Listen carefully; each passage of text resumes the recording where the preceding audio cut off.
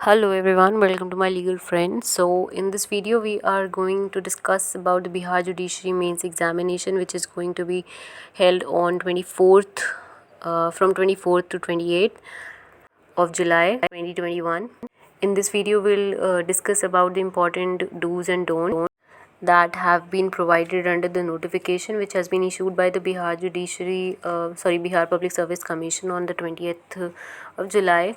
Then we'll talk about how to attempt the examination and how to write the perfect answer.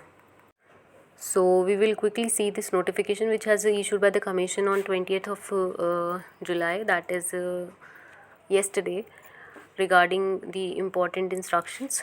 So important चीज़ें इसमें सबसे पहली ये है कि आपको ये नॉर्मल इंस्ट्रक्शंस है first second third fourth fifth में नॉर्मली इन्होंने बोला है कि आप कॉपी चेक कर लेंगे, देख लेंगे उस पर कहीं कुछ लिखा तो नहीं है, पेजेस प्रॉपर हैं कि नहीं, क्वेश्चन पेपर के और आंसर शीट के इंटैक्ट है प्रॉपर कि नहीं है. ठीक है.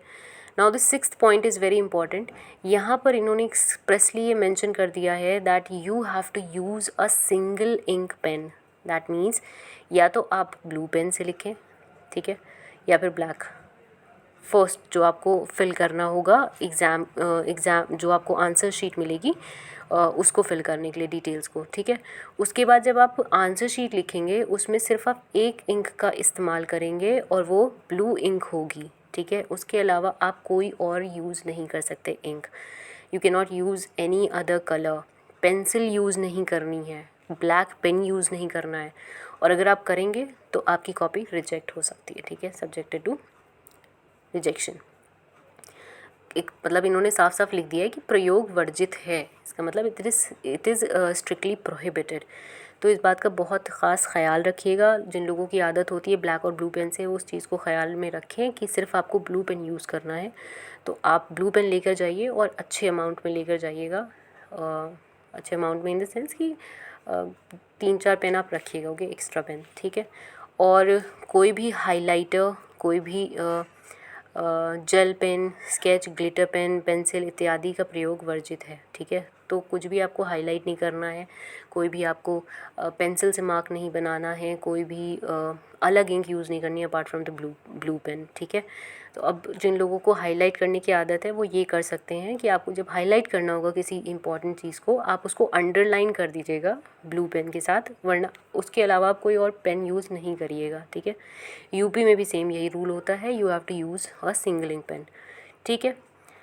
नाउ अपार्ट फ्रॉम दिस, ये सब जनरल गाइडलाइंस हैं कि आपको कहीं पर भी कुछ लिखना नहीं है. आपको कोई अपना मोबाइल नंबर जो भी आपका रोल नंबर होगा उसे सिर्फ जहाँ जो भी डिसाइडेड प्लेसेस हैं एग्ज़ामिनेशन आंसर शीट पर और जो क्वेश्चन पेपर है वहाँ पर ही आपको मेंशन करना है. आपको कोई निशान नहीं बनाना है. आपको सॉरी, थैंक यू जैसे वर्ड्स यूज़ नहीं करने हैं.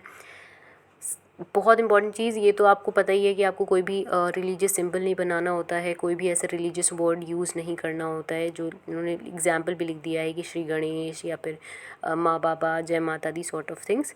और इसके साथ साथ ये ख्याल रखिएगा कि पॉइंट नंबर 4 अगर 4 हम देखें, प्रश्नोत्तर समाप्त होने पर विषय चिन्ह का प्रयोग करना जैसे आप अगर एस्ट्रिक्स या फिर क्रॉस सिंबल यूज़ करते हैं तो ये सब नहीं करना है आपको. ठीक है. ख्याल रखिएगा इस चीज़ का, कोई आपको सिंबल नहीं बनाना है.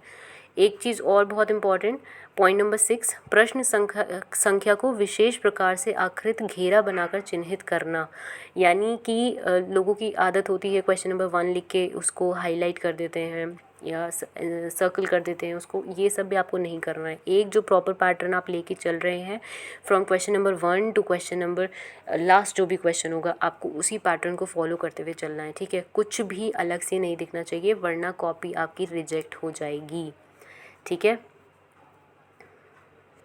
तो ये सब चीज़ें हैं जो आपको ख्याल रखना है जब आप अटेम्प्ट कर रहे होंगे पेपर. ये नोटिफिकेशन में इन्होंने एक्सक्लूसिवली लिख दिया है. एक्सक्लूसिवली लिखने का मतलब ये होता है कि अगर आप इसमें से कुछ भी जो इसमें रिस्ट्रिक्शंस लगाई गई हैं उसके अगेंस्ट जाके आप कुछ भी करते हैं तो आपकी कॉपी रिजेक्ट हो जाएगी और उसकी कोई सुनवाई नहीं है. ठीक है. तो इन बातों का ख़ास ख्याल रखिएगा. कमीशन की वेबसाइट पे ये नोटिफिकेशन अवेलेबल है, इसको जाके एक बार अच्छे से पढ़ लेंगे. अब कुछ जनरल इंस्ट्रक्शंस देख लेते हैं कि आपको एग्ज़ाम में पेपर अटेम्प्ट कैसे करना है. तो सबसे पहली चीज़ ये कि आपको सारे क्वेश्चंस अटेम्प्ट करने हैं, ठीक है। वे बहुत इस चीज़ को आपको ख़याल में रखना है कि कोई भी क्वेश्चन छूटना नहीं चाहिए, ठीक है। तो ये कैसे पॉसिबल है? ये ऐसे पॉसिबल है कि आप जो भी टाइम अलॉटेड है एग्ज़ाम के लिए उसको आप सेग्रीगेट कर लेंगे in accordance with the number of questions. मान लीजिए 10 क्वेश्चंस हैं तो 10 क्वेश्चंस को आप जितना भी टाइम अलॉटेड है, 3 घंटे अलॉटेड है तो 3 घंटे के हिसाब से 10 से डिवाइड करके आप टाइम अलॉट कर लें, okay. Now the second important thing is while attempting in question what you have to do is, अगर मान लीजिए आपने एक क्वेश्चन को 10 मिनट का टाइम अलॉट किया है तो पहले 2 मिनट आप क्वेश्चन पढ़ते वक्त दिमाग में पहले फ्रेम कर लीजिए आंसर को कि आपको लिखना क्या है, ठीक है। आपको लिखना क्या है इन द सेंस कि आपको डेफिनेशन लिखनी है, आपको इलस्ट्रेशन लिखना है, आपको केस लिखना है, क्या क्या आपको कंटेंट लिखना है, इस चीज़ को आप फ्रेम कर लीजिए। इससे होगा ये कि आपका एक प्रॉपर फॉर्मेट निकल के आ जाएगा आंसर्स का, क्योंकि मोस्ट ऑफ द टाइम होता ये है कि हम जैसे ही क्वेश्चन पढ़ते हैं और लिखना वी स्टार्ट राइटिंग, तो इससे आपका जो फॉर्मेट होता है क्वेश्चन का वो नहीं प्रॉपर बन पाता है, ठीक है। तो हमें क्या करना है, पहले आप एटलीस्ट 1 और 2 मिनट्स यू शुड गिव, और आप सोचेंगे कि आपको कैसे कैसे क्या लिखना है कि first you have to write the definition, then you have to write the body, then you have to write the explanation if there is any attach to the sections, then you have to write the illustration if you remember any, then you have to write the case laws. Now the third important point, और इसे लेके बहुत सारे लोगों ने आपको बहुत सारे सजेशंस दिए होंगे, वो ये है केस लॉ लिखना। तो देखिए एक बहुत ही सिंपल सी बात होती है, आपका जो एग्ज़ाम होता है जुडिशरी का उसमें केस लॉ लिखना is not important. I know you must have heard it otherwise, but believe me case law लिखना बिल्कुल भी इम्पॉर्टेंट नहीं है अनलेस एंड अनटिल क्वेश्चन में स्पेसिफिकली लिखा ना हो ये कि refer to landmark judgments, major case laws, या फिर वो जो भी क्वेश्चन में पूछा गया है उसमें उस सेक्शन में उस लॉ में कोई मेजर अमेंडमेंट ना लेकर आया हो कोई केस लॉ, ठीक है, या उसको मेजरली कोई ऐसा केस हो जो उसको एक्सप्लेन कर रहा हो, ऐसा कोई लैंडमार्क जजमेंट नहीं आया है तो आपको केस लिखने की ज़रूरत नहीं है, it won't affect your marks. So in that case अगर आपको केसेस नहीं याद हो पा रहे हैं, आपको केसेस नहीं आते हैं, तो बिल्कुल भी टेंस होने की ज़रूरत नहीं है, बिल्कुल भी वरिड होने की ज़रूरत नहीं है, it won't affect your marks. Now the next important thing is the writing. तो राइटिंग आपकी सिर्फ ऐसी होनी चाहिए कि पढ़ सके एग्जामिनर, उसे ज़्यादा सजाने की, डेकोरेटिव बनाने की ज़रूरत नहीं है। As you have already seen that they have already mention कि हाईलाइट नहीं करना है, हाईलाइटर यूज़ नहीं करना है, आपको डिफरेंट पेन्स यूज़ नहीं करने, तो they are not interested in your presentation, okay, they are interested in your content and your knowledge, that's it. आप किस तरह से उसे सजा के लिख रहे हैं उससे मतलब नहीं है। हाँ, फॉर्मेट प्रॉपर होना चाहिए, दैट इज़ इम्पॉर्टेंट, बट उसको डेकोरेटिव बनाने की कोई ज़रूरत नहीं है।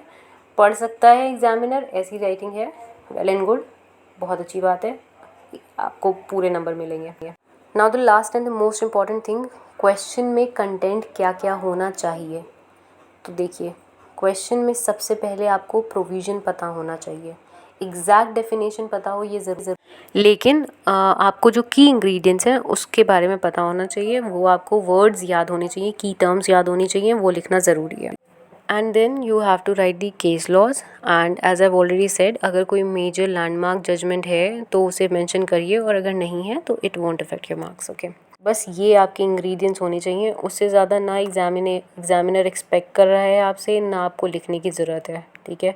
अगर आपको एक्स्ट्रा नॉलेज है बहुत अच्छी बात है, आप लिखिए, अच्छी बात है, उसमें प्लस 1-2 नंबर मिल जाएंगे, पर अगर नहीं है तो आपको नॉर्मल मार्क्स जो भी अलॉट किए जाते हैं वो मिलेंगे, ठीक है। बिकॉज़ ये कोई पीएचडी का एग्ज़ाम नहीं है, ये बेसिक नॉलेज के लिए टेस्ट किया जा रहा है आपके लिए, ग्रेजुएशन वाले भी एग्ज़ाम दे रहे हैं, तो इसका मतलब ये है कि आपको मास्टरी करने की ज़रूरत नहीं है, okay.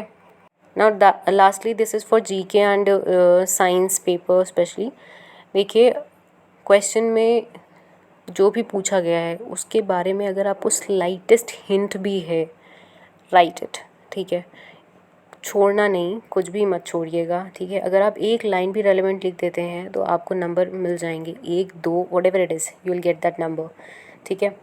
And means is all about scoring as much as you can, because pre examination आपकी entry for the mains decide करता है, लेकिन मेंस का जो एग्ज़ाम है, जो उसके नंबर हैं, वो ना सिर्फ आपकी eligibility for the interview decide करेंगे but also it will decide your selection. ठीक है, मेंस और इंटरव्यू के मार्क्स ऐड होते हैं, सबको पता है. So these are the few things which are very important, though very general, but yet very important things that you have to keep in mind while attempting the paper. And 24 से paper हैं आप लोगों के. those who are appearing, all the very best, and try to put in your 100% in this exam. And if you have any other question, any other query, please feel free to write it in the comment section below. I'll answer that. And believe in yourself, and all the best.